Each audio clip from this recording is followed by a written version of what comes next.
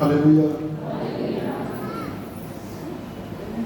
प्रभु यीशु के जीवित और समर्थी और जलाली नाम में आप सब लोगों को जय यीशु मसीह की, जय यीशु मसीह की, मुस्कुराते हुए जय यीशु मसीह की। परमेश्वर का धन्यवाद हो कि वो महान परमेश्वर है और उसकी महानता बड़ी है, उसकी महानता। और धन्य है वे जो उसको देख पा रहे हैं, जो उसको सुन पा रहे हैं, उसको समझ पा रहे हैं। वरना बहुत सारे लोगों के लिए बड़ी दिक्कत की बात है, साथ चलते हुए भी न देख पाते हैं, न सुन पाते हैं, न समझ पाते हैं। ये अफसोस है उन व्यक्तियों के लिए जो साथ चलते हुए भी देखना, सुनना और समझना बंद कर दिया है।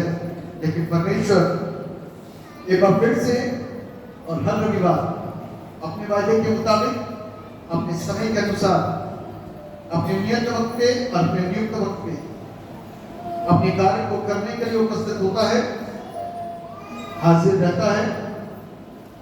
और इस बात को भी कहता है,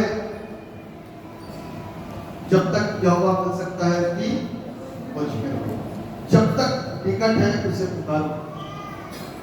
अभी तो निकट है, कल पता नहीं क्या हो जाए। दो चीजें हो सकती हैं, हो सकता है कि हमसे कलाम छीन लिया जाए, हो सकता है कि हमको किसी भी आरोप में डाल दिया जाए, हो सकता है कि हम मृत्यु के आगोश में आ जाएं, हो सकता है कि कोई ऐसा पागलपन हमारे अंदर समा जाए कि हम उस सत्य को देख ना सकें।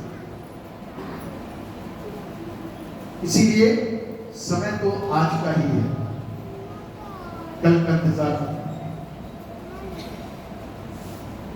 Don't wait for the next day or tomorrow. Today is the day that the Lord has made. आज वो दिन है जो परमेश्वर ने बनाया है और हम इसमें, और जिस समय हमारे जीवन के अंदर कोई आनंद होता है उसको सेलिब्रेशन कहते हैं। हम सेलिब्रेट करते हैं। सेलिब्रेशन करने के बहुत सारे तरीके होते हैं और हमें अपने सेलिब्रेशंस को करना अच्छी तरीके से आता है। लेकिन परमेश्वर के साथ में सेलिब्रेट करना, उसकी संगति में रहना और उसके वचन से लगातार उभारे जाकर आनंदित और आश्चर्यचकित होना एक अलग प्रकार का आनंद है जो ज्यादातर लोगों को पसंद नहीं है। और उनके लिए this is just waste of time. उनके लिए क्या है? समय की बर्बादी। 3 घंटे चर्च में कोई बैठ सकता है क्या? 3.5 घंटे का चर्च, 1 घंटे की आराधना। लेकिन कितने लोगों को जीवन मिलता है उस चीज के लिए हम अभी अज्ञानी हैं, ना समझ। परमेश्वर को हर बात में धन्यवाद देते हुए अपनी आंखों को बंद करें और दुआ करेंगे कि परमेश्वर हमको अपने वचन से आज तुम्हारे हमें आशीष। सर्वशक्तिमान परमेश्वर, राजाओं के राजा, प्रभु के प्रभु, हम हृदय की गहराई से आपको धन्यवाद देते हैं इस बात के लिए कि आज वो दिन है जो आपने बनाया है और भजन 65 के अनुसार हमको चुन करके अपने पास बुलाया है, ताकि हम आपकी खूबसूरती को गवाहियों के माध्यम से, वचन के पढ़े जाने के माध्यम से, आराधना के द्वारा और वचन के माध्यम से और दुआओं के माध्यम से आप इस खूबसूरती को देख सकें, जिस खूबसूरतियों को बहुत सारे लोगों ने अपने सोच और विचार के अनुसार बहुत कुछ कहा, लेकिन हम इस खूबसूरती को देखना चाहते हैं। परमेश्वर पिता हम पर अपना रहम कर, मुझे नाचीज पर अपनी दया को बना, अपने वचन से भर, अपने वचन के भेदों से भर दे, ताकि प्रभु आज यहाँ पर वो खुलासे हो सके जिसके प्रति आज तक हम अनजान हैं और ना समझ हैं। वो चीजें प्रभु हमारे पास से दूर हो जाएं जो हमको हर प्रकार रोकती और वचन को सुनने नहीं देती। हर वो हमारा अपना मानसिक असंतुलन और तरह तरह की स्वभाव जो हमको परमेश्वर के वचन में स्थिर बैठने के लिए स्थिरता नहीं देते और इधर उधर भागते फिरते हैं। प्रभु हमें स्थिर बना ताकि आज हम उस सच्चाई को देख भी पाए, सुन भी पाए और समझ भी पाए। आप दया करें, आशीष पाए, मेरी जुबान को छुओ, जो आप चाहते हैं मेरे पिता अपनी मर्जी को यहाँ पर प्रकट करिए ताकि हम सब आनंदित हो सके। सब पर अपना अनुग्रह और हम सब पर अपनी दया करें, यीशु के नाम से आमीन। परमेश्वर धन्यवाद देते हैं सुंदर वक्त के लिए जो परमेश्वर ने हम लोग को दिया और सौंपा है। अपन लोग कलाम में जब आदम में कुछ हिस्सों को पढ़ा गया था, कलाम में देख रहे थे, वो था प्रेरितों के काम की पुस्तक, उसका 6 अध्याय और उसके पहले 7। दूसरा हिस्सा जो पढ़ा गया था वो था पहला पतरस 2 अध्याय 2 पद से लेकर के 10 पद तक। और तीसरा हिस्सा जो पढ़ा गया था वो था यूहन्ना रचित सुसमाचार उसका 14वां अध्याय उसके पहले पद से लेकर के 14 पद। इनसे संबंधित जो आज का थीम है, इनसे संबंधित जो आज का शीर्षक है वो कुछ इस प्रकार से है, Jesus is the way, the truth and the life. यीशु मसीह ही मार्ग, सत्य और जीवन है। यीशु मसीह ही मार्ग, सत्य और जीवन है। इस विषय के ऊपर आज हम चिंतन करने के लिए यहाँ पर मौजूद हैं। बड़ा मुख्य विषय, हमारी हर एक सवाल, हर एक संदेह दूर करने वाला विषय, बहुत प्रश्न इस विषय से जुड़े हुए हो सकता है हमारे उसके आज उत्तर हमको न सके, और हो सकता है कि आज हम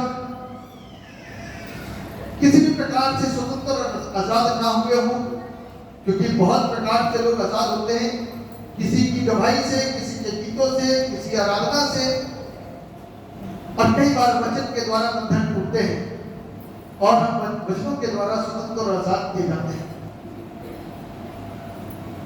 यीशु मसीह हर तरीके से आजाद करने में सक्षम है, इसीलिए आराधना के अंदर परमेश्वर अपनी उपस्थिति को लेकर के वचन को फैलाने के लिए कैसा माहौल, जिसको आत्मिक माहौल कहते हैं, बनाता है। जब हम वचन को सुन रहे होते हैं तो हमारे हर तार छिड़ने शुरू हो जाते हैं, मस्तिष्क में हर एक कंपोनेंट के ऊपर हलचल होनी शुरू हो जाती है, आंखों के अंदर स्थिरता आनी शुरू हो जाती है, कानों के अंदर वो आवाज आनी शुरू हो जाती है जो हमको आवाज देकर के बदलती है। वो सर्वशक्तिमान परमेश्वर सर्वयुगों से पहले सबसे ऊंचे पे विराजमान, और जब वो मुझको और आपको सुनता है तो सोचो कि जिस परमेश्वर को हम बहुत दूर का परमेश्वर मानते, बहुत दूर का परमेश्वर कहते हैं, वो परमेश्वर हमारे कितने पास और कितने निकट और कितने नजदीक होता है जब वो अपने मार्ग को हमें बता रहा होता है, जब वो अपनी सच्चाई को हमारे ऊपर प्रकट कर रहा होता है, जब वो जीवन की बातों को हमें सिखा रहा होता है। सोचिए कि वो कितना पास और कितना निकट है। और कई बार तो हम में से होकर के बोलता, कलाम कहता है, जो मैं पिता को करते हुए देखता हूं वही बोलता हूं। जो काम तुम होते हुए देख रहे हो, जो तुम काम करते हुए देख रहे हो, वो मैं नहीं, वो पिता करता है। आमीन। निकोदेमस रात के अंधेरे में आया, क्योंकि एक बड़ी जात से था, बड़े पद से था, तो रात के अंधेरे में यीशु से मुलाकात करने के लिए आया और इस बात को बोलने लगा कि जो काम तू दिखाता है कि तेरे साथ परमेश्वर ना हो तो कर नहीं सकता। इस बात को वो जानता था, क्योंकि उसकी आंखें खुल गई थी। इससे पहले कभी यीशु से मुलाकात नहीं हुई उसकी, लेकिन वो फर्स्ट मीटिंग थी विद जीसस क्राइस्ट, पहली मीटिंग थी उसकी यीशु मसीह के साथ में। इससे पहले कि ये मीटिंग हो, वो यीशु के पास में इतनी बड़ी जांच पड़ताल करने के बाद में हर एक पुख्ता सबूत के साथ में कैसे पहुंचा, क्योंकि उसने साफ तरीके से सुना कि यीशु जीवन है। आमीन। क्योंकि उसने अपने कानों को खोला था।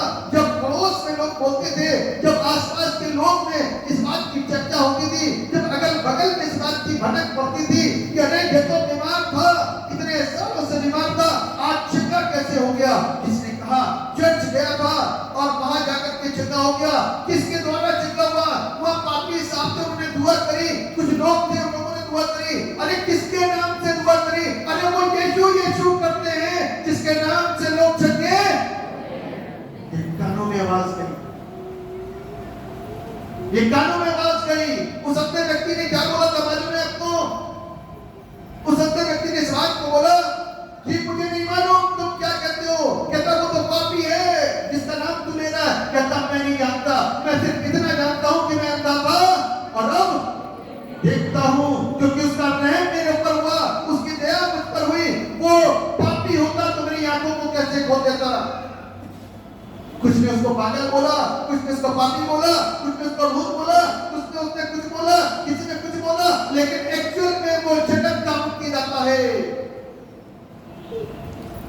और जब लोगों के कानों में खबर पता चली कि अरे भाई चर्च में लोग जीवन पा रहे हैं, तो कुछ लोग अंधेरे में आए, दबे पांव आए, छिप छिप करके आए। निकोदेमस रात के अंधेरे में आया और इस बात को पूरी जांच के साथ में, पूरे पुख्ता सबूत के साथ में सब कुछ जानता था, क्योंकि उस समय कोई काम रात में नहीं हुआ था। उस समय तो प्रभु से वो मुलाकात करने के आया और इस बात को बोलता है। बोल लीजिए मेरे साथ, यूहन्ना लिखित सुसमाचार उसका 3रा अध्याय, यूहन्ना लिखित सुसमाचार उसका 3रा अध्याय और उसके पहले पद। फरीसियों में निकोदेमस नाम का एक मनुष्य था जो यहूदियों का सरदार था। उसने रात को यीशु के पास आकर उससे कहा, हे रब्बी, हम जानते हैं कि तू परमेश्वर की ओर से गुरु होकर आया है, क्योंकि कोई इन चीजों को जो तू दिखाता है यदि परमेश्वर उसके साथ ना हो तो नहीं दिखा सकता। यीशु ने उसको उत्तर दिया, मैं तुझसे सच सच कहता हूं, यदि कोई नए सिरे से ना जन्मे तो परमेश्वर का राज्य देखने के लिए नए सिरे से जन्म लेना बहुत जरूरी है। यीशु मसीह ने पहली मीटिंग के अंदर एक अजब और गजब की बात करी, जो साधारण लोगों से नहीं करी, लेकिन एक ऐसे सरदार से करी जो यहूदियों का सरदार था। और उसमें इस बात को बोल करके, इस बात को कह करके कि मैं तुझसे सच सच कहता हूं, यदि कोई नए सिरे से ना जन्मे तो परमेश्वर के राज्य को देख नहीं सकता। यानी कि परमेश्वर के राज्य को देखने के लिए निकोदेमस, तुझे रात के अंधेरे में नहीं, सुबह भी आने की जरूरत है। क्या मतलब? इसका मतलब यह है कि तू अपने आप को छिपाते आया है और मुझसे अनंत जीवन की बातों को पूछता है और मुझे अलौकिक बातों को पूछता है, मुझसे आत्मिक बातों का जिक्र करता है और इस बात को भी जानता है कि यदि परमेश्वर मेरे साथ नहीं है तो जो मैं करता हूं कर नहीं सकता। इस बात को जानने के बाद में भी तू अंधेरे में क्यों आया?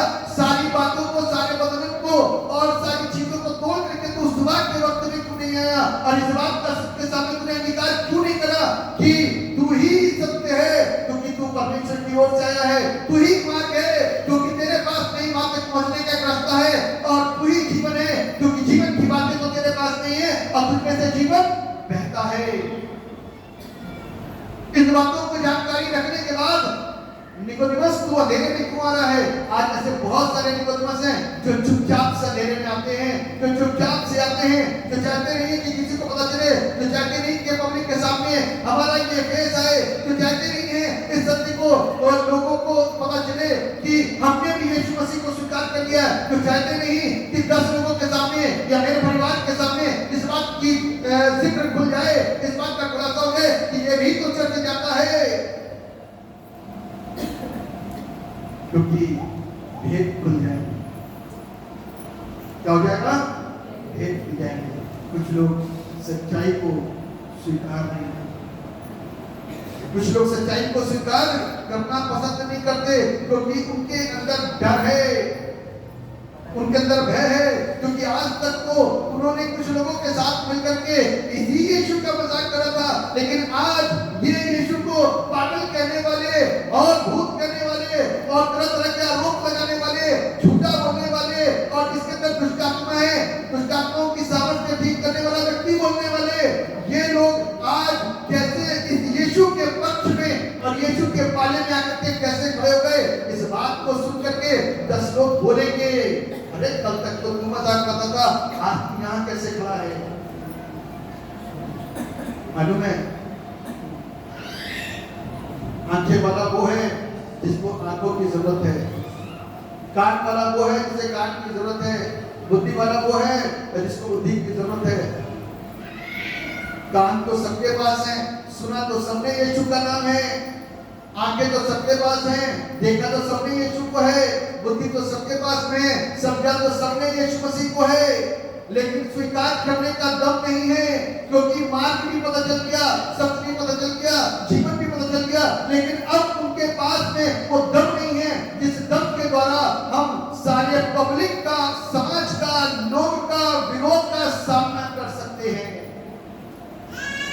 आंखें तो सबके पास है, लेकिन जिस दिन आंखें की खुलेगी, जो सत्य को देख पाएंगे और सत्य को बोल पाएंगे, उसका प्रचार कर पाएंगे, उस दिन इन आंखों की वास्तव में एक बड़ी कमाई होगी। कान जब खुलेंगे, जब वास्तव में सच्चाई को सुनने के लिए हम सच्चाई के पास में आकर के और गलत बोलने वाले व्यक्ति को सुन करके उनको करेक्ट करने वाले जब बनेंगे, तब इस कान का सही वजूद होगा और इस कान से एक बेहतर कमाई होगी कि हमने यीशु के विषय में सच्चाइयों को सुना, सच्चाइयों को जाना और दूसरों के मुंह से गलत सुनने के बाद में उसको टोक नहीं पाए अपने मुंह से, उसको रोक नहीं पाए अपने मुंह से और गलत सुनते रहे, सुनते रहे, सुनते रहे। आज हमारे कान क्या सुन रहे हैं? बेशक हम यहाँ पर बैठे हुए हैं, लेकिन उसके बावजूद भी हमारे ईमान ठंडे हैं, हमारे ईमान ठंडे हैं, हम सत्य के साथ चलने के लिए स्थिर नहीं है। आगे एक बात बताती है, यूहन्ना रचित सुसमाचार उसके 14वां अध्याय और उसके पहले पद से लिखा हुआ है, परमेश्वर तक पहुंचने का मार्ग, परमेश्वर तक पहुंचने का मार्ग क्या है मालूम है? पढ़िए, तुम्हारा मन व्याकुल ना हो, परमेश्वर पर विश्वास रखो और मुझ पर भी विश्वास। किसने किससे कहा? किसने किससे कहा? यीशु मसीह ने चेलों से कहा, यीशु मसीह ने चेलों से कहा, इस बात को कहा, तुम्हारा मन व्याकुल ना हो, परमेश्वर पर विश्वास रखो और मुझ पर भी विश्वास रखो। तुम्हारा मन व्याकुल ना हो। अरे प्रभु जी, आप कैसी बातें करते हो? अभी 3.5 साल हुए आपके साथ लगे हुए, हमने घर छोड़ा, परिवार छोड़ा, बिजनेस छोड़ा, व्यापार छोड़ा, लोग छोड़े, मित्र छोड़े, माँ छोड़ी, बाप छोड़ा, सबको छोड़ दिया और 3.5 साल के अंदर अब जब मौका आया था कि हम तेरे राज्य को जो तू स्थापित करने जा रहा है, उसमें रोगियों की पूरी रीति से जो भी सरकार है उनकी सल्तनत खत्म होगी, तू राजा बनेगा और हम अगल और बगल, दाएं और बाएं, आगे और पीछे रहेंगे और तू कहेगा उधर जा तो हम जाएंगे, तू कहेगा इधर आ तो हम आएंगे। सब कुछ करने के लिए प्रभु हम तैयार बैठे थे, लेकिन अब तू कहता तुम्हारा मन व्याकुल ना हो, मैं पिता के पास जाता हूँ। ऐसी बातें करनी प्रभु तुम्हें? अभी तो हम तैयार हुए थे, अभी तो हमारी तैयारी हुई थी, अभी तो हम तेरे साथ साथ चलना शुरू हुए थे, अभी टाइमिंग कितना हुआ है? 3.5 साल। अभी तो हम लोगों ने तेरे बड़े बड़े मौसम को देखा था और तू कहता है कि मैं पिता के पास जाता हूँ, तुम्हारा मन इनका मन घबराने लगा। इनके मन के अंदर शंकाएं उत्पन्न होने लग गई, इनको डर लगने लगा। हमने तो इस सब लोगों का सामना करा। यीशु कहता था एक काम कर, कभी के बच्चे को बोल रहा तो हम वहां पहुंच गए। उसने कहा 5000 लोगों को खाना खिला, हमने खाना खिलवा दिया। उसने कहा कि एक काम कर, ये कोड़ी एक को बुला ला, इनकी आंखें ठीक होगी। हमने तो सारा कर दिया। अब लेकिन जब भीड़ हमारे पीछे आएगी गुरु को ढूंढते ढूंढते और हमसे कहेगी खाना खिला, आज हम 4000 हैं, 4000 को बुलाओ, हम क्या करेंगे? ए प्रभु तो हमको छोड़ करके कहां जा रहा है? हे प्रभु तू हमको छोड़ करके कहां जाता है? हम क्या करेंगे? वो नहीं करेंगे कि हमारी पब्लिक 4000 की खाना खिला, पिछली बार तो 5000 की थी, अब की 4000 की है, हम तो खाली आए हैं, कुछ लेकर के नहीं आए हैं। और ये सोच करके आए थे कि पहले 5000 की भीड़ प्रभु ने तुरंत कर दी और 12 टोकरे फिर भी बच गए, लेकिन आज तो कम है, आज तो और अच्छा सा खाएंगे। कुछ भीड़ खाने के लिए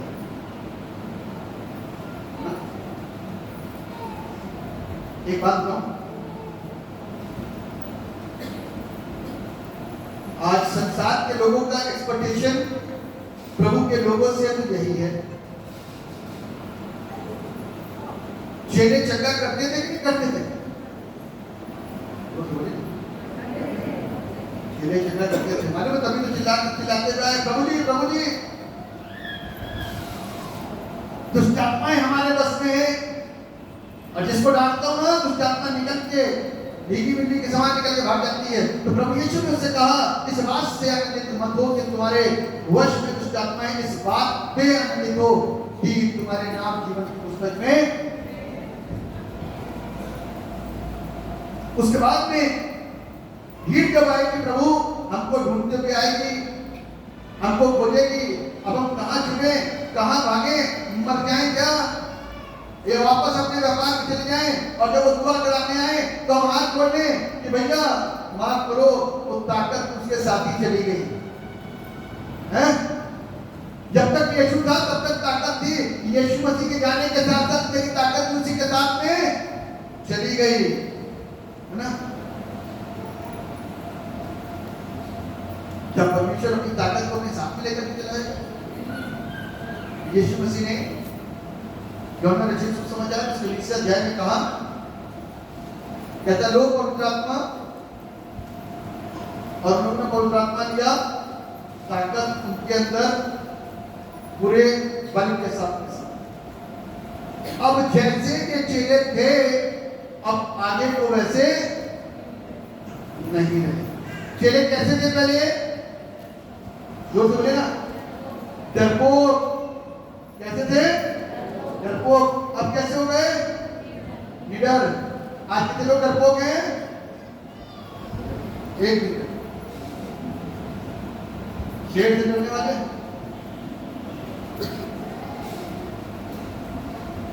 डरपोक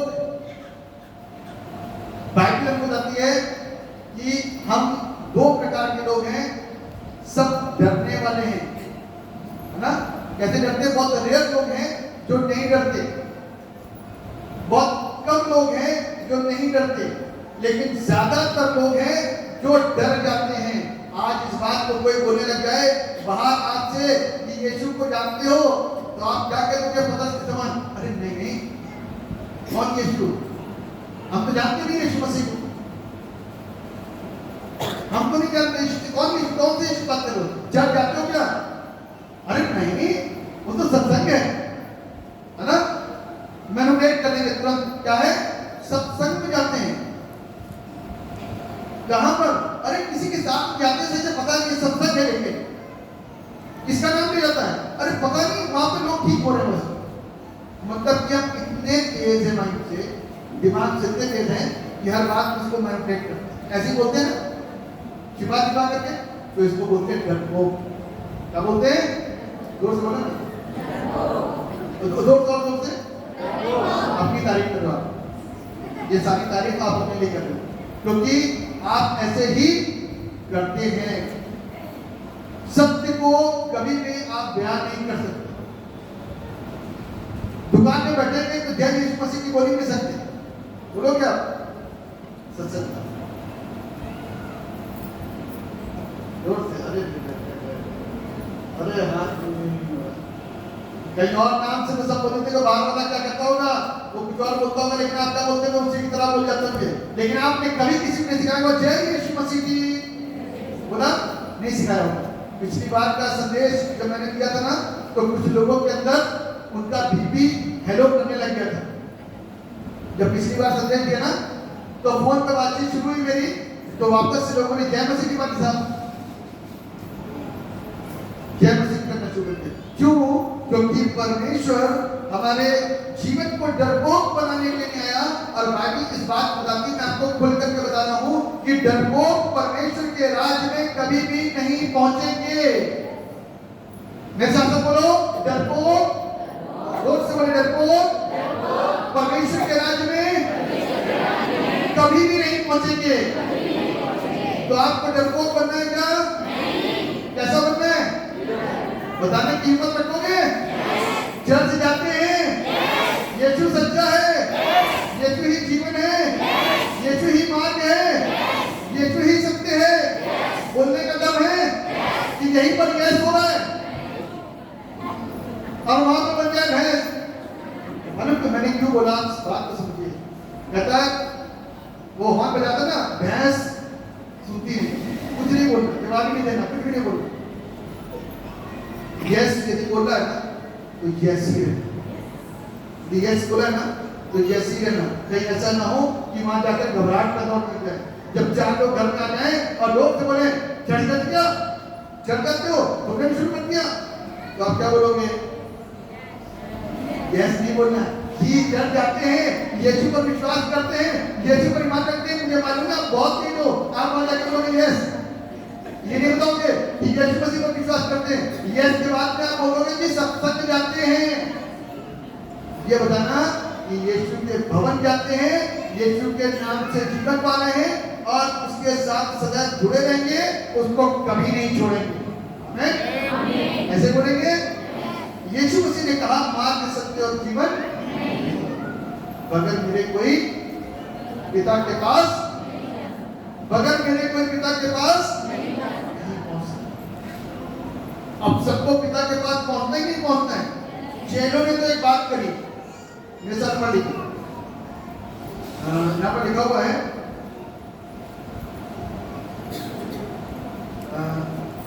इसके 8वें वचन में 14-8 में फिलिप्पुस ने उससे कहा, हे प्रभु पिता को हमें दिखा दे, पिता को हमें दिखा दे, यही हमारे लिए बहुत है। स्वर्ग नहीं जाना, यहीं से पिता को दिखाते। आकाश खुलवा फटाफट, पिता वहां से अपनी एक फोटो दिखाएगा, वहां से यूं झाकेगा पिता। बस फिलिप्पुस की क्या सोची, एक बार पिता को, अरे पादी साहब जो कुछ भी करना हूं यहीं बता दो, ज्यादा दूर तक मत ले जाना।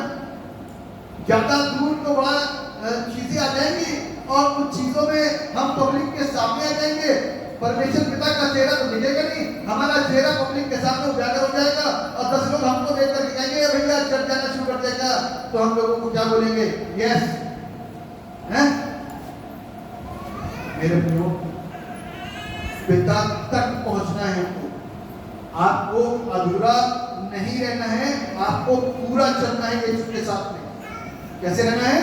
पूरा यीशु मसीह के साथ में पूरा कंप्लीट चलना है। यीशु अपने लोगों को कभी भी अधूरा नहीं छोड़ना चाहता, यीशु अपने लोगों को कंप्लीट बनाना चाहता है और अपने पिता के साथ में और उस स्वर्ग तक मुझको और आपको पहुंचाना चाहता है। उसकी मेहनत इसीलिए है कि हम और आप उस स्वर्ग तक पहुंचे। आज जो चर्चेस के अंदर बड़े बड़े जलाली काम हो रहे हैं, उस काम का सिर्फ एक ही वजह, सिर्फ एक ही मकसद है कि लोग उस चटाई के द्वारा एक बार तो मंथन करें, एक बार तो सोचें कि इस नाम में आखिर है क्या जो किसी और नाम में नहीं है, इस नाम में आखिर मिलता क्या है जो किसी और नाम में नहीं मिला, और इस नाम के द्वारा मैं चंगा कैसे हो गया जो किसी और नाम के द्वारा नहीं मिला। बगैर पैसे के जीवन मिल गया, वहां लाखों खर्चा कर दिए, इधर दिखा उधर दिखा, दुनिया भर के कागज, दुनिया भर की चीजें, दुनिया भर की बातें बटोर के रख ली, लेकिन ज्ञान कुछ नहीं प्राप्त करा। और यहाँ आने के बाद में जीवन भी मिला और ज्ञान की बातें भी मिली, बुद्धि भी खुली, सत्य को भी देखा और स्वर्ग जाने का एक रास्ता भी हम पर आपको पता चल गया। हमें ये मत बोलो मिल गया तो तब चलने लग जाओगे, मिला तो है, पता चल गया। और पता चलने के बाद में क्या हम और आप उस मार्ग पर चलेंगे?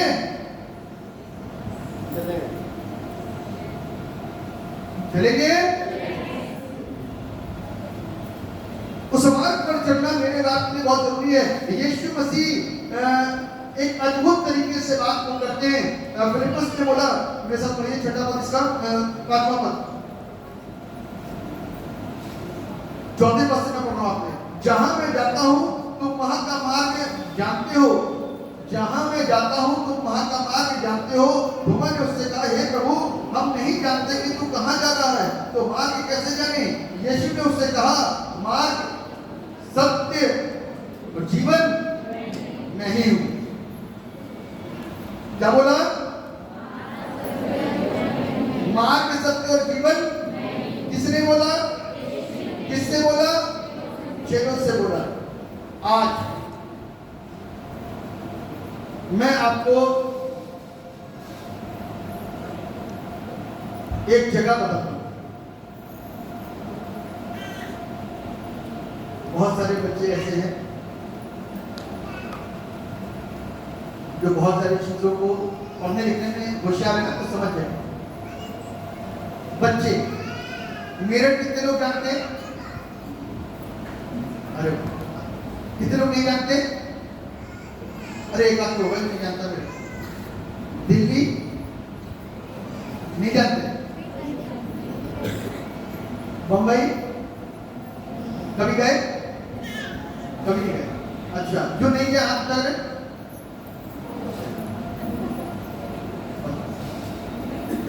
मैं बंबई जानता हूं, बंबई का रास्ता जानता हूं, आप नहीं जानते, लेकिन मैं बंबई नहीं हूं।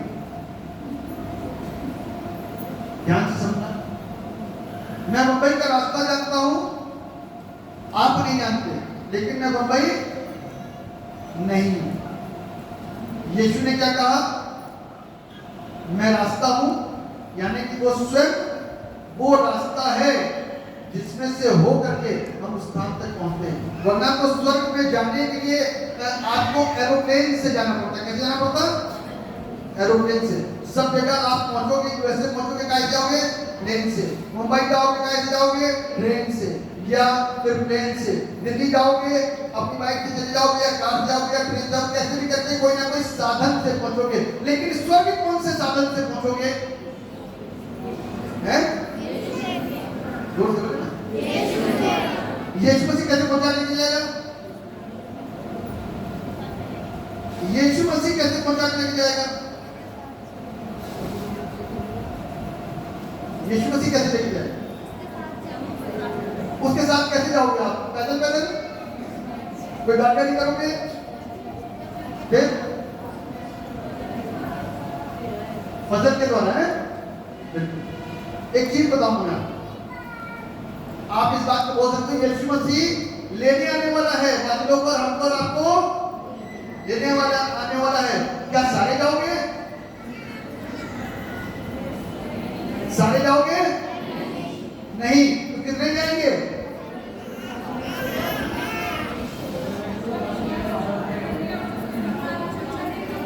जो उसके मार्गों पर चलेंगे वही पहुंचेंगे। ठीक है ना? अब जो मर गए उनको तो यीशु मसीह उठा के ले नहीं जाएगा, जो जीवित है उनको लेकर के जाएगा। और जो मुर्दा है उनकी कब्रें खुल जाएंगी, वो भी प्रभु के साथ बोलेंगे। लेकिन जो जिन्होंने विश्वास नहीं करा उनका क्या होगा? वो स्वर्ग कैसे पहुंचेंगे? जिन्होंने विश्वास नहीं करा वो स्वर्ग कैसे पहुंचेंगे? वो स्वर्ग नहीं जा सकते, क्योंकि स्वर्ग जाने का जो सौदा है ना, ये जबरदस्ती का नहीं है, ये विश्वास पर आधारित है। ये जबरदस्ती का सौदा नहीं है, ये विश्वास पर आधारित है। और आज हम और आप दुनिया के किसी भी कोने में यदि हमारे पास पैसा है तो हम कहीं से कहीं तक पहुंच सकते हैं, लेकिन स्वर्ग जाने के लिए सिर्फ एक ही मार्ग है, जो यीशु मसीह कहता है कि मैं ही मार्ग हूं, मैं ही सत्य हूं और मैं ही जीवन हूं, और जो कोई मेरे बताए हुए मार्ग पर अर्थात मेरी बताई हुई शिक्षा पर चलेगा वो स्वर्ग पहुंच जाएगा। मरेगा धरती पर, शरीर यहाँ दफन होगा, शरीर यहीं पर जलाया जाएगा, शरीर यहीं पर ही बहाया जाएगा, शरीर का क्रियाक्रम इस धरती पर हो जाएगा, मिट्टी में बना हुआ शरीर मिट्टी में मिल जाएगा। लेकिन तुम्हारी आत्मा क्या होगी? परमेश्वर के साथ यीशु मसीह के माध्यम से, उस पर विश्वास करने के माध्यम से परमेश्वर तक पहुंचेगी। अभी नहीं पहुंची, अभी पहुंची नहीं है हमारी आत्मा। अभी जितने लोग मरे ना वो एक ऐसे स्थान में है जिसको स्वर्ग लोक बोला जाता है। अभी स्वर्ग नहीं पहुंचे क्योंकि अभी न्याय का होना बाकी है, अभी अंतिम न्याय बाकी है, अभी न्याय का होना बाकी है, अभी शैतान का मारा जाना बाकी है, शैतान को फूंक के द्वारा हराया जाना बाकी है, शैतान को लज्जित करना बाकी है। वो शैतान जिसको मैं और आप लूसीफर कहते हैं, जो शैतान रोज किसी न किसी शरीर के अंदर आकर के डांस करता है, और डांस करने के बाद भी क्या होता है? यीशु के नाम की सामर्थ के द्वारा भागता है। वो शैतान फिर किसी की जिंदगी के अंदर डांस करने के लायक नहीं बचेगा, क्योंकि यीशु उसको अपनी फूंक के द्वारा नाश करेगा। आपका यहाँ पर एक प्रश्न उठ सकता है, आप इस बात को कह सकते हो, जो काम प्रभु अभी कई साल के बाद करने वाला है वो आज क्यों नहीं करता? वो काम जो प्रभु कई साल के बाद करने वाला है वो आज क्यों नहीं करता? उसका जवाब मैं आपको देता हूं, क्योंकि यीशु मसीह आज वो काम कर दे और कई साल के बाद जो लोग पैदा होते चले जाएंगे उनका क्या होगा? क्योंकि यीशु मसीह इस बात को चाहते हैं कि हर एक व्यक्ति, हर एक जन, यहाँ बैठा हुआ छोटा सा बड़ा और बड़े से बुजुर्ग, छोटा बच्चा बड़ा होगा, बड़ा जवान होगा, और क्या कहते हैं, बच्चा जवान होगा और जवान बूढ़ा होगा और बूढ़ा एक दिन मर जाएगा। लेकिन हर जनरेशन यीशु के नाम को सुनने के बाद में और विश्वास करती ना करती है सेकंड की बात है। यीशु मसीह सबके जीवन के अंदर दस्तक को देता है, सबके जीवन के अंदर आता है। ये छोटे बच्चे जितने भी बैठे हैं, आज आप चर्च आ रहे हो, 2 साल के बाद आप चर्च आना छोड़ दो, 5 साल के बाद में आपका बच्चा जिसको नहीं कहेगा कि मैंने यीशु के नाम को नहीं सुना था, क्योंकि यही दौड़ा भागा है, वो यहीं पर दौड़ा भागा। उसके कानों में भी यीशु मसीह के नाम गए हैं, उसके कानों में भी यीशु की आराधना गई है, उसके कानों में भी परमेश्वर का वचन गया है। इसलिए हर एक बच्चा, हर एक बूढ़ा, हर एक जवान उस सत्य को जान चुका है, उस सत्य को सुन चुका है, बस उस सत्य पर चला नहीं। इसलिए 2 साल के बाद भटक गया, 3 साल के बाद भटक गया, 4 साल के बाद भटक गया, या 5 साल के बाद भटक गया, या फिर जिंदगी भर उसमें दृढ़ बना रहा, क्योंकि उसको मार्ग का पता।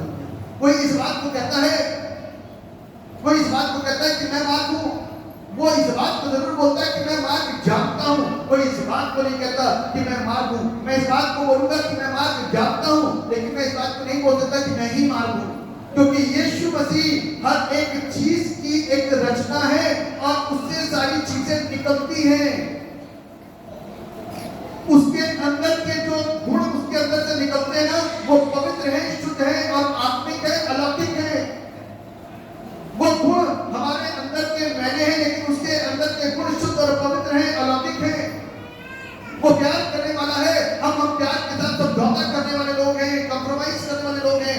वो जिंदगी देने वाला परमेश्वर, हम जिंदगी लेने वाले लोग हैं।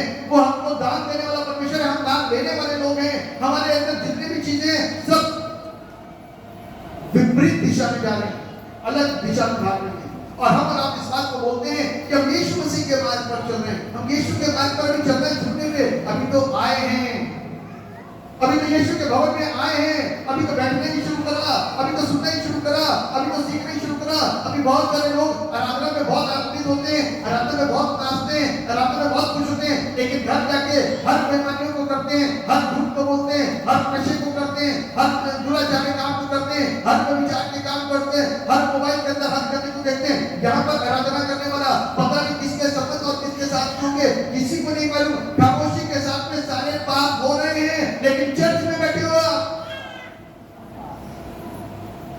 मार्ग नहीं जानते, मार्ग पढ़ते नहीं, इसलिए मार्ग को समझते नहीं। यीशु मसीह कहता है मार्ग, सत्य और जीवन मैं ही हूं। हम और आप कितना झूठ, कितनी बेईमानी, कितना धोखा, कितनी जाल, कितना फरेब कर लें, आज नहीं तो कल उसका प्रतिफल हमको और आपको मिलेगा मिलेगा। लेकिन इस बात ध्यान रखें, यदि हम अपने मार्गों से फिर करके, बाइबल इस बात कहती है, अपने मार्गों से फिर करके, अपने बुरे कामों से फिर करके जो मेरी ओर आएगा उसे ही मैं आशीषित करूंगा। आज यीशु के पास आने के लिए हमको और आपको फिरना पड़ेगा, अपने बुरी चीजों से, बुरे स्वभाव से, बुरे कामों से, बुरी बातों से, वो चीजें हमको क्या करना पड़ेगी, बदल करके यीशु को लेकर के अपने आप को शुद्ध करना पड़ेगा। शुद्धता के लिए यीशु के लहू के नीचे आना पड़ेगा, और यीशु के लहू के नीचे आने के बाद में, शुद्ध होने के बाद में पवित्र आत्मा की सामर्थ को पाना पड़ेगा। पवित्र आत्मा की सामर्थ हमको लगातार शुद्ध करेगा। आमीन। मार्ग, सत्य और जीवन मैं ही हूँ। अब ये नहीं कि पिता को मुझे दिखा, यीशु कहता है जिसने मुझे देखा उसने पिता को देखा। जो काम मैं करता हूँ मैं नहीं करता, परंतु पिता मुझ में से होकर के करता है। पिता मुझ में है और मैं पिता में हूँ, यानी कि वो 3 in 1 है। अलग अलग एक वो नहीं है कि अलग अलग एक अस्तित्व में बना हुआ है, वो एक अपने समय पर करने वाले काम को नियुक्त समय में करा और तीनों साथ में रहे। आज भी पिता है, आज भी पुत्र है, आज भी पवित्र आत्मा है। आरंभ में भी पिता था, पुत्र था और पवित्र आत्मा था, और जब तक दुनिया रहेगी, जब तक यीशु मसीह का आत्मा रहेगा, तब भी पिता, पुत्र और पवित्र आत्मा एक साथ तीनों रहते हैं, अलग नहीं, अलग नहीं है। यीशु मसीह एक देह में आया, एक देह में आया और अपने प्राण को दे करके उसने मुझको और आपको क्या करा, बचाया, और अपनी आत्मा को पिता के हाथों में सौंप दिया। ये उसकी मोहब्बत थी, उसका प्यार था। इंतजाम किसका था? परमेश्वर का, पिता का। उस इंतजाम को वो लगातार हमारे लिए करता है। आज वो इंतजाम आपके लिए और मेरे लिए करा, मुझको और आपको बचाने के लिए। हर रविवार वो अपने वचन से, अपनी आराधना से हमको उभारता है। कहता है मैं ही मार्ग हूँ, मैं ही सत्य हूँ और मैं ही जीवन हूँ। जिस मार्ग पर हम चलेंगे ना, उसकी जानकारी लेनी बहुत जरूरी है। क्या वो सत्य मार्ग पर चल रहे हैं कि झूठ में? क्योंकि आपको मार्ग के विषय में जानकारी नहीं होती। सामने से मैं आपके सामने खड़े होकर के कुछ बात करूं और आपको कोई स्कीम समझाऊं और आपसे कहूं बस इसी स्कीम पर चलते रहना जैसा मैं कहूं, पता चला आगे जा करके वो आपको उस मार्ग में डुबो देगा। लेकिन यीशु मसीह वो सत्य मार्ग है, जो परखा हुआ मार्ग है, आज से नहीं कई सालों से है। लेकिन ये लोगों के सामने सबसे बड़ी समस्या ये है कि ये सकरा मार्ग है और कठिन मार्ग है, इसमें हम चल नहीं सकते। एक्सक्यूज है लोगों को, हम चल नहीं सकते क्योंकि ये मार्ग कैसा है? कठिन मार्ग है। हम इस कठिन मार्ग पर चल नहीं सकते। समस्या इंसान की सिर्फ यही है, सत्य भी है और इसमें जीवन की बातें भी हैं। यही सत्य है और यही जीवन है, लेकिन इस सत्य और इस जीवन को स्वीकार करना हमें से हर एक के बस की बात नहीं है। बहुत कम लोग इस बात की गवाही दे पाते हैं कि यीशु मसीह ने मेरे लिए अपने प्राण को दिया और मेरे लिए वो मारा गया, मेरे लिए गाड़ा गया, मेरे लिए ही जी उठा और उसने मुझको भी बचाया, और मैं अब उसको कभी नहीं छोड़ूंगा, कभी नहीं त्यागूंगा। मार्ग, सत्य और जीवन, मालूम है? बाइबल हमको इस बात को सिखाती है। यूहन्ना रचित सुसमाचार उसके 14वें अध्याय में देखने को बहुत आते हैं। इस मार्ग को देखने के लिए तो बहुत लोग आते हैं। जकई निकाल चल करके देखते हैं कौन सा है यीशु। आप भी देखने आए होंगे, चर्च देखते हैं, चर्च में जाकर के होता क्या है, लोग चंगे होते भी कि नहीं होते। हमारा वाला ठीक होगा तब तो मानेंगे कि हमारा वाला ठीक हो गया। अब तुम ठीक हो गए, पता नहीं कैसे ठीक हुए, झूठ है, फरेब है, क्या है क्या नहीं है। हमारा वाला ठीक होगा क्योंकि ये तो कई सालों से और किसी के द्वारा ठीक नहीं हुआ। जब हमारा वाला ठीक होगा तो हम मानेंगे कि प्रभु ने वाकई में उस जगह पर अपने सामने खुले रखा है और हमारे वाले को चंगा कर दिया। कितने लोग ये सोच कर आए होंगे, कभी ना कभी तो सोचा होगा कि हम तो कई जगह गए लेकिन ठीक नहीं हुए, लेकिन आप आज यहाँ ठीक होकर के बैठे। सिर्फ आवश्यकताओं को उसके सामने रखोगे, ठीक होने के बाद में क्या करोगे? विश्वास करोगे, उस मार्ग पर चलोगे, उस सच्चाई के साथ में, उस नेकी के परमेश्वर के साथ में, उस जीवन की बातों को प्राप्त करोगे। उसके कलाम को उठा करके पढ़ना शुरू करो, जो पढ़ते नहीं है इसमें जीवन की बातें लिखी हुई है। हमको जब जरूरत पड़ती है ना तब हम इसको उठाते हैं। जब रात में भूत सता जाता है तो कहते हैं पाकिस्तान के सीने में न्यू टेस्टामेंट में बैठ गया था। और भूख ने ज्यादा दबाव नहीं बनाया, है ना। सिक्का नहीं लटका था अपने इसके, इसीलिए खरीदते हैं बहुत सारे लोग, पढ़ते नहीं भी नहीं है और ले जाते पूरी कंपनी में और पढ़ी कुछ नहीं होगी, डर के मारे अरे कम से कम 260 रुपए की बाइबल आ जाएगी और एटलीस्ट घर में तो रहेगी और इसके रहने से भूत भाग जाएगा। सिर्फ भूत ही भगाना है कि अपने अंदर का जो भूत है स्वभाव का, गलत कामों का, गलत गुणों का, उस भूत को नहीं भगाओगे जो अत्याचारी स्वभाव है। यहाँ पर मुझे मालूम है कुछ लोग ऐसे भी आते हैं जो यहाँ पर आकर के, मैंने सुना है यहाँ पर कुछ लोग ऐसे आते हैं जो अपने आप को भूत प्रेत से प्रोटेक्ट करने के लिए यहाँ पर आते हैं पहली बार, और दूसरे के ऊपर जाकर के भूत प्रेत वाले काम करवाते हैं। ऐसे लोग हैं, मेरे को पता चला जिस दिन मेरी मुलाकात हो गई उस दिन उनको समझ में आ जाएगा कि क्या होता है सच्चाई। उस दिन जिस दिन मेरे सामने वो पड़ गए उस दिन मैं उनको छोड़ूंगा नहीं, उनको सच्चाई बताऊंगा कि तुम अपनी आगे की नस्ल के जो कुआं खोद रहे हो ना, जो गड्ढा खोद रहे हो, तुम उससे उभर नहीं पाओगे, रोते रह जाओगे, लेकिन वो गड्ढे तुम्हारे लगातार गहरे होते रहेंगे, उसमें सफलता नहीं मिलेगी। यहाँ आओ तो सलीके से बैठो, वरना मत आओ, उन्हीं भूतों के साथ में रहो, मेरे को कोई चिंता नहीं है, भीड़ मेरे को नहीं चाहिए। यहाँ सच्चे लोग चाहिए। आप ईमानदारी के साथ यहाँ करके बैठे, यहाँ पर आकर के दूसरों को अपने बुरे कर्मों के अनुसार उनको बताने की कोशिश न करो।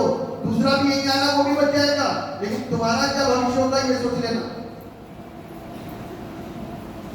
जो किसी के रिश्ते को तोड़वाते हैं, तुम्हारा क्या भविष्य होगा सोच लेना। यहां पर आने के बाद में, और आपने यदि मुझसे दुआ करवाई है और यहाँ पर आप किसी से दुआ करवाते हो और उसके बाद में गलत काम करते हो, तो इस बात को ध्यान रख लेना कि आपका असर क्या होगा। यदि आप किसी के साथ में इस प्रकार की दुष्ट आत्माओं को भिगवा करके उनके लिए बुरा करवा रहे हो, किसी की प्रॉपर्टी छीनने के लिए, किसी के रिश्ते तोड़वाने के लिए, किसी के घर को तोड़ने के, आपका कितना बुरा असर होगा वो आप जान नहीं पाओगे। ध्यान रखना, क्योंकि परमेश्वर हमको ये नहीं सिखाता आप यहाँ आने के बाद में गलत चीजों को कैसे सीख सकते हो, क्योंकि आप गलत सोच के साथ यहाँ बैठे हो। आपने कभी वचन को सुनने के लिए अपने मन को एकाग्र नहीं किया, आपने वचन को सुनने के लिए अपने आप को तैयार नहीं किया, आपने सिर्फ मौज मस्ती करने के लिए यहाँ पर बैठे हो। कोई धोखा देगा तो प्रतिफल वहां से मिलेगा, मैं तो नहीं देख रहा, लेकिन आज मुझसे निकल गया तो निकल गया। ध्यान रख लेना, सच्चाइयों को आप बताओगे नहीं शर्म के मारे, लेकिन घुटने टेकोगे। आप मुझे नहीं बताओगे क्या करके, लेकिन घुटने टेकोगे आप एक दिन। ध्यान रख लेना, ऐसा ना नुकसान करवा लेना कि आप परेशान होते रहो। उससे पहले तौबा कर लेना सच्चाई को बता करके, ये भी बता रहा हूँ, उससे पहले तौबा कर लेना सच्चाई को बता करके, परमेश्वर बख्श देगा। परमेश्वर हर प्रकार के गुनाह को क्षमा करने वाला परमेश्वर है। लेकिन मुझे जो सबसे बुरा लगा वो यही लगा कि कोई किसी के घर को बर्बाद कर रहा है, यहाँ आकर के अपने आप को प्रोटेक्ट कर रहा है और उसके बाद में किसी जादू टोना करने वाले भक्तों के द्वारा किसी के घर को बर्बाद कर रहा है। ये पाप है, और जो कर रहा है और आप किसी को जानते हैं तो सूचना भी पहुंचा देना। मैं बता रहा हूं, क्योंकि ऐसे लोग गलत करने वाले, किसी के रिश्तों को तोड़ने वाले, किसी के घर को बर्बाद करने वाले कभी पनप नहीं सकते। इसलिए जिस चीज को मैं बता रहा हूं कि जक्कई जब यीशु के पास आया ना तो उसका अंधापन, क्योंकि जक्कई के जीवन के अंदर कौन सी दुष्ट आत्मा थी वो बताएगा मेरे को। जक्कई के अंदर की दुष्ट आत्मा, जक्कई के अंदर दुष्ट आत्मा कौन सी थी?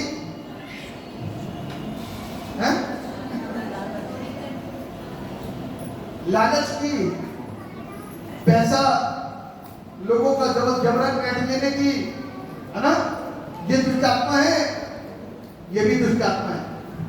हमारा समझते नहीं, हमारा तो सिर्फ उसी दुष्ट आत्मा समझते जो तांडव करती है, नाचती है, इधर सुधर गई, पलटियां मारी, हम उसी को दुष्ट आत्मा समझते हैं। लेकिन दुष्ट आत्मा वो भी है जो हमारा दुष्ट स्वभाव है, जो अंदर से बाहर नहीं निकालते हैं।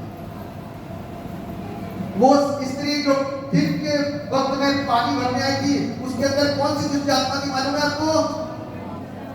है व्यभिचार की दुष्ट आत्मा, यीशु से मुलाकात होते ही वो व्यभिचार की आत्मा खत्म हो गई। मरियम के अंदर कौन सी दुष्ट आत्मा थी आपको मालूम है? 7 दुष्ट आत्माएं थी। यीशु मसीह के पास में आकर के उसके चरणों को उस महंगे केंद्र से धोया, अपने आंखों से आंसू निकाल के उसके पांव को धोया, अपने बालों से पोंछा और सिर पर क्या करा? उस तुरंत द्रव्य को डाल करके उसको आशीषित करा। ये कौन सी दुष्ट आत्माएं थी जिनके जीवन यीशु से मुलाकात करने के बाद में बदल रहे हैं? लेकिन हमारे अंदर की कौन सी दुष्ट आत्माएं जो ज्यादा ढीठ है, जो बदलती नहीं,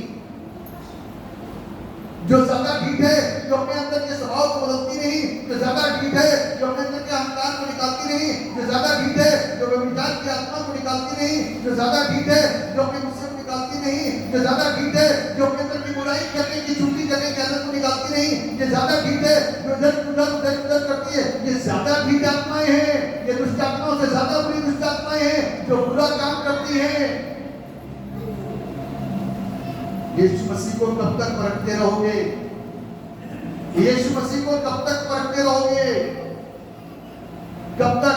आज तो चक्का हो गया, आपका पड़ोसी ठीक हो गया, आपके घर का एक बंदा ठीक हो गया, लेकिन आपने अभी तक यीशु मसीह पर पूरी रीति से विश्वास नहीं करा। आवश्यकताएं तो सारी पूरी हो गई, अब आप उसकी मर्जी को कब पूरा करोगे?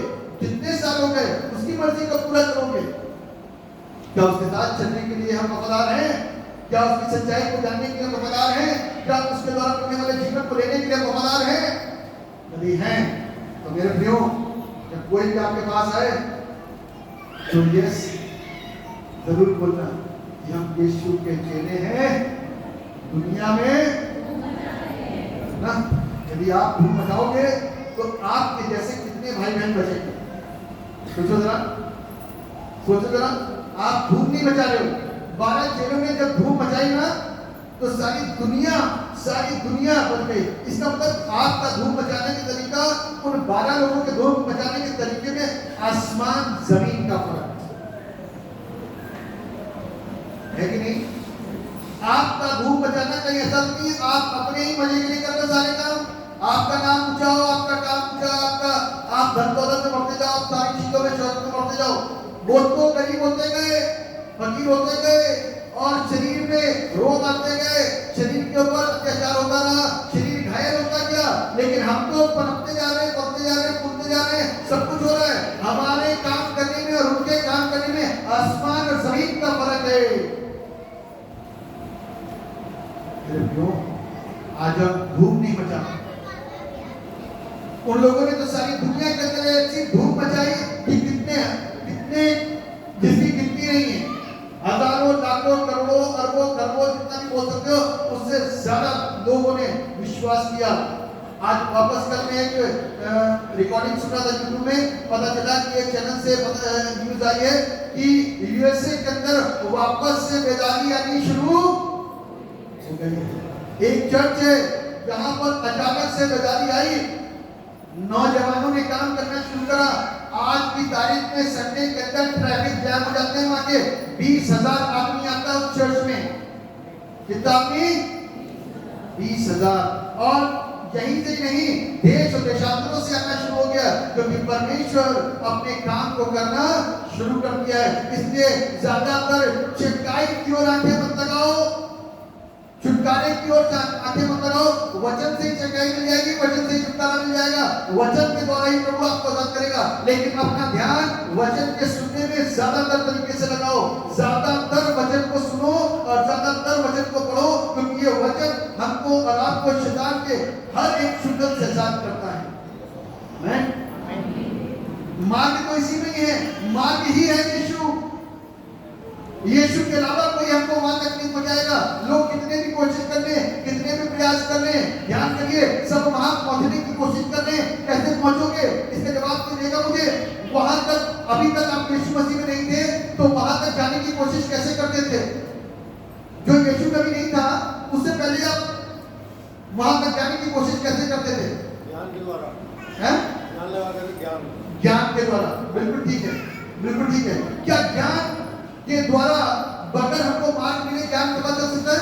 नहीं। ज्ञान तो एक जगह तक सीमित है।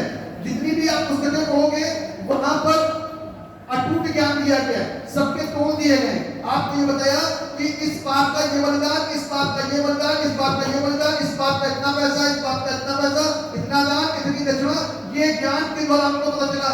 ध्यान लगाना था, ध्यान ध्यान ध्यान, बिल्कुल सही कह रहे हैं। ध्यान लगाना और ज्ञान प्राप्त करना दोनों बड़ी इंपॉर्टेंट चीज हैं। ध्यान आप परमेश्वर के भवन में आकर के लगा सकते हो, अकेले में बैठ करके लगा सकते हो, जंगलों में भी जाकर लगा सकते हो, सन्यासी बन करके भी लगा सकते हो, लेकिन इस बात ध्यान रखना कि आपको संसार में रहना, अपनी जिम्मेदारियों को भी निभाना है और ध्यान भी लगाना है और उस सच को जानना भी है। बिल्कुल आपने बिल्कुल सही बात कही कि जब हम उपवास में बैठते हैं, उपवास में बैठ करके हम ध्यान लगाते हैं। क्या करते हैं? लेकिन हमारा ध्यान रखता है क्या? कितने लोग उपवास चलते फिरते वाला रखते हैं, कितने लोग उपवास रूटीन वाला रखते हैं कि अब हमारे 9 वाले आ गए, हमारे 30 आ गए, हमारे 40 आ गए, चलते रहो, दौड़ते रहो, भागते रहो, काम करते रहो, गाली देते रहो, ये करते रहो, शाम को खूब ढेर सारे इकट्ठा खाना बनाओ, सारे मिलकर के खाओ और उपवास खत्म, छुट्टी पहला खत्म, फिर दूसरे दिन की तैयारी, फिर तीसरे दिन की तैयारी। लेकिन ध्यान जो बता रहे भाई साहब, ध्यान तो कोई नहीं लगाता। अभी मेरी ठीक 4 तारीख में एक से बातचीत हो रही थी, उपवास के विषय में उन्होंने बताया, उन्होंने साइंटिफिक रीजन बताया कि शरीर के जितने ऑर्गन हैं वो सही होने लग जाते हैं, सही प्रक्रियाएं चली जाती हैं, जो चीजें शरीर की गड़बड़ियां हैं वो सही होने जाती है।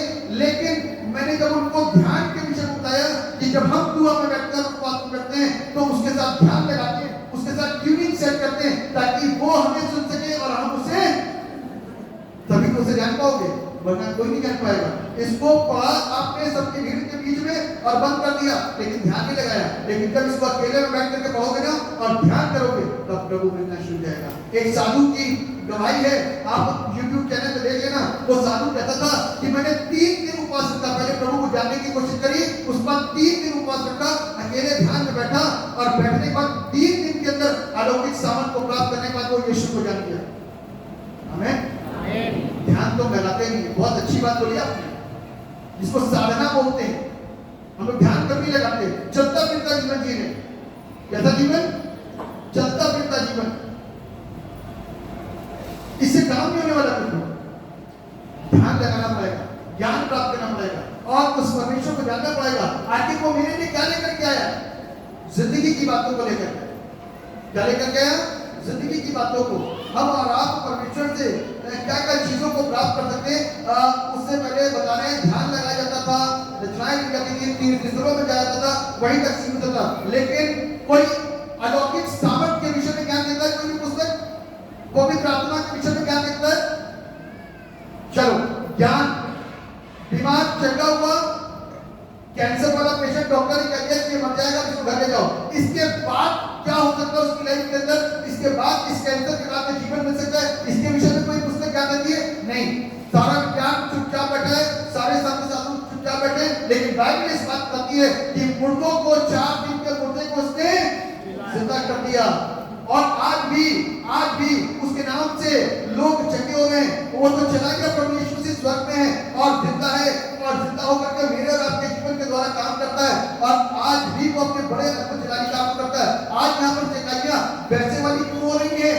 लोग ठीक क्यों हो रहे हैं? लोगों का कैंसर क्यों ठीक हुआ? लोगों की पथरियां क्यों ठीक हुई? लोगों की दुष्ट आत्माएं क्यों निकल के बाहर चली गई? लोगों की कर्ज क्यों मिट गए? लोगों के श्राप क्यों मिट गए? 7 जवान मर गए थे तमाम पूर्णिमा के अंदर, लेकिन पोते में बिलखते गए, उस दिन से उनके श्राप मिट गए, उस दिन से जवानों की मौतें बंद हो गई। क्यों? जो कहीं नहीं हुआ वो यहाँ पर क्यों हुआ? क्योंकि यीशु ही मार्ग है। आमीन। यीशु ही सत्य है और यीशु ही, मालूम है, लोग वहां पहुंचते हैं और यीशु यहाँ पर आकर के जीवन देके क्या, जो कोई इस पर विश्वास करेगा वो नाश नहीं होगा परंतु। आज यदि अनंत जीवन प्राप्त करना है मेरे प्रियो, तो हमको उस सच्चे परमेश्वर के पास उसकी खोज में आना है। लिखा हुआ है, जब तक यहोवा मिल सकता है उसे, जब तक वो निकट है उसे पुकारो।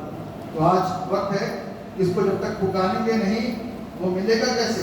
बाइबल हमको इस बात कहती है, मांगोगे तो तुम्हें, ढूंढोगे तो तुम, खटखटाओ तो तुम्हारे लिए। आज हमको और आपको अपने परमेश्वर से मांगना है। क्या मांगोगे आप? कौन बोल रहे? जी, ज्ञान। मैंने ऐसे लोगों को देखा है जो सच्चे ध्यान चिंतन करने वाले होते हैं, ज्ञान के खोजी होते हैं, वो कई चीजों को त्याग करके आगे बढ़ते हैं ना। इसीलिए आपने देखा होगा लोग सन्यासी बनते हैं और कुछ लोग वानप्रस्थ वनों में चले जाते हैं, कुटिया बना करके रहते हैं, मठों में रहते हैं, सिर्फ ज्ञान को वो ध्यान लगा करके ज्ञान प्राप्त करते हैं। लेकिन एक जगह जा करके उनकी बुद्धि और उनका ध्यान बंद होता है। आप जीवित अवस्था में अपने घर में बैठ करके अपने घर को बंद करके 3 दिन के लिए एक कमरे में बैठ जाओ, 4 दिन के कमरे में बैठ जाओ, सच्चाई के साथ में खोज करो, बस सच्चाई के साथ में कि आप मुझे अपने आप को प्रकट करो, यीशु आपको मिलेगा उस सच्चाई में। साधु सुंदर सिंह के साथ में क्या हुआ? सच्चाई मिल गई, और जिस दिन सच्चाई मिली उस दिन साधु सुंदर सिंह अपने घर में नहीं बैठे, वो पूरे लुधियाना से लेकर के आगे तक करते करते करते करते प्रचार करते रहे और चेन्नैया देते रहे, बड़े बड़े उपकार करते रहे, बड़े बड़े छुटकारे दिलवाते रहे, और करते करते करते करते वो निकल गए। आखिर में तिब्बत में जाकर क्यों क्या एंड हो गया, तिब्बत के बाद उनका पता नहीं चला कि कहाँ गए। ऐसे बहुत सारी गवाहियां हैं, आप सुनोगे, गवाहियों को सुना करो। बाइबल पढ़ते हैं, पढ़ने के बाद में आप दुनिया भर के चैनल खोलते हो, अपने मोबाइल को खालीपन में देखते रहते हो, आप टेस्टिमनी सुनिए, लोगों की टेस्टिमनी, उनकी जिंदगियां कैसे बदली, उनकी गवाहियों को सुनिए, उनके जीवन के अंदर गवाहियां कैसे बनी, तब आपको पता चलेगा सच्चाई क्या है। तुम नहीं बोलोगे तो आज की तारीख में लोगों का सामना करने के लिए मैं देख रहा हूँ, छोटे छोटे 17, 18, 20 साल के लड़के और लड़कियां लोगों का दब के सामने करें। बूढ़े और बुजुर्ग तो चुपचाप बैठ गए, लेकिन जवान बच्चों ने, अभी मैं यूट्यूब में एक दवाई सुन रहा था, मैडम भाई सुनती रहती, लगा देती है तो देखते रहते, चलते फिरते देख लेते, तो उसमें वो आरोप लगा रहे हैं कि तुम लोग ये कर रहे हो, तुम लोग वो कर रहे हो, तुम लोग ऐसा कर रहे हो, तुम लोग वैसा करो। उन लोगों ने अंदर से चिल्लाना शुरू करा, हालेलुया, जोर से चिल्लाते रहे, कहने के यीशु सच्चा है, यीशु ही मार्ग है, यीशु ही जीवन है, उसको छोड़ हम कुछ नहीं मानेंगे। अब ये कौन सा जिगरा उनके अंदर आ गया जो हमसे बड़ा हो गया, जिन्होंने इस बात को बोल दिया कि हम यीशु को छोड़ करके और किसी की इबादत। आज परिवर्तन आने की तो जरूरत है, आज सच को सच बोलने की तो जरूरत है, आज छुपने की जरूरत नहीं है कि आदम के समान पेड़ के पीछे छुप गए। आज यदि सच्चाई को स्वीकार कर लिया है तो सामने आकर के सत्य को बोलने की जरूरत है। यदि ऐसा करेंगे तो परमेश्वर आपको उनको परमेश्वर इस वचन के दौरान से सबसे कुमार परमेश्वर, हम आपको धन्यवाद देते हैं जीवन के लिए जो आपने अपनी करुणा के ऊपर बनाइए, अपनी दया कर और अपने भेदों को हमारे को प्रकट करिए। जो लोग प्रभु ध्यान लगा करके आपसे कुछ मांगने की कोशिश कर रहे हैं, अपने आप को प्रकट कीजिए और इस्तेमाल कीजिए।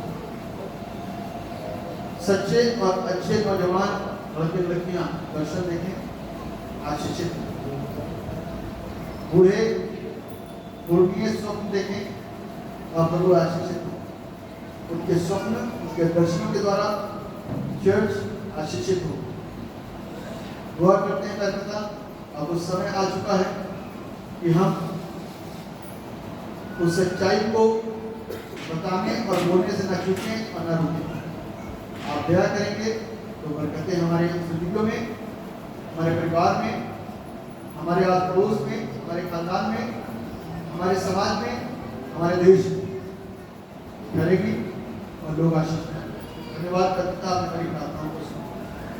समाधान महिमा गौरव आपको देते हुए इस दुआ को अपने नाम में मांगते हैं, जैसे सुनिए और कबूल करें।